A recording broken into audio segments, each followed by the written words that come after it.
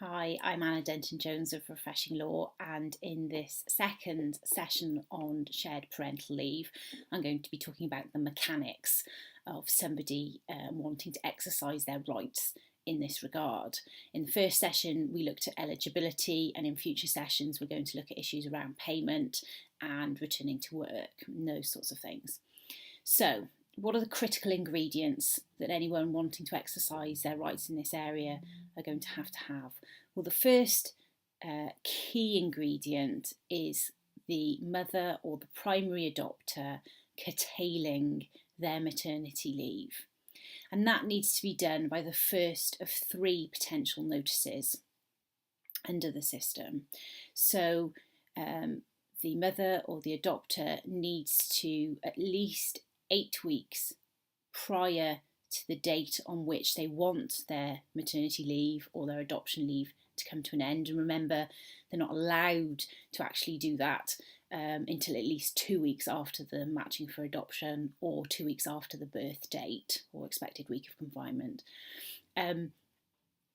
That curtailment notice is the sort of trigger point for the whole system.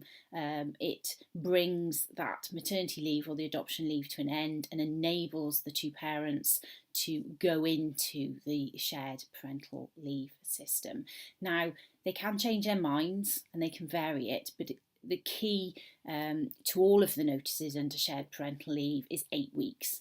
Just remember 8 weeks. Generally speaking, it's going to be 8 weeks. So somebody's partner dies or they realise that they're not actually eligible, they are able to withdraw that curtailment, and then the person would continue on their maternity leave or adoption leave journey in the ordinary way.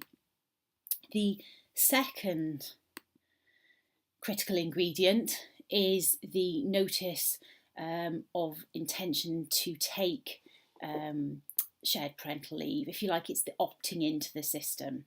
So this is both parents setting out to their employer all the information that they need. And it may well be that you provide staff with one form on which they can give you that information, and it may even have be on the same bit of paper, if you like, as the curtailment notice that we've just been talking about.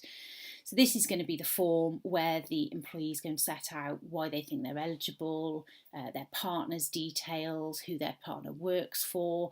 It will have the information about how much of the maternity leave or adoption leave one of them is intending to take, so how much leave they think is going to be left to go into the shared parental leave, and then possibly an indication from them as to the pattern that they might want to take that shared parental leave in. At this stage, it's not compulsory that they have to put that information in this notice. It could be that they choose to do it separately, but I think it makes sense for employers to encourage people to do this on one bit of paper and have all the information up front. And it's this form, this notice is the one where the employees are going to be declaring that they're eligible and fall within the scheme and signing and all of those sorts of things. So the employer, again, may not at this stage have a binding indication from the employees as to exactly what they want to be doing in terms of pattern, but you're certainly getting that indication that they want to go into the scheme. And again, 8 weeks notice is the minimum that the employees have to give for that. The third notice, which may not be necessary if the employees have given you all of this up front in just in one notice, but technically it's looked at as a third separate notice, is actually the period of leave notice. And this is where it becomes binding, where the employees are actually saying, these are the dates that we want to take, please approve my request. Now, they could be asking to take that in one block. Probably going to be easier for employers to deal with that when that does arise, in the same way as we're used to perhaps providing cover for maternity leave and things like that. But it doesn't have to be. The employees can ask for discontinuous periods of leave, it's called under the legislation. So continuous, one block, discontinuous, a patchwork, or a pattern of leave. So, for example, if you look in the ACAS booklet that they've just published around shared parental leave, which I would recommend to you to read. It's nice and accessible. They give the example of somebody who wants to take some time off in blocks, so a month in work, a month off, a month in work, a month off.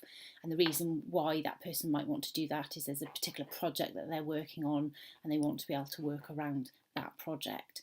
Now, in that situation where the notice that's given, again on 8 weeks notice to the employer, asks for this discontinuous leave, then the employer can take a 2-week window to discuss that with the employee. If somebody's asking for a continuous period of leave, the employer doesn't have any choice. You're going to have to say yes.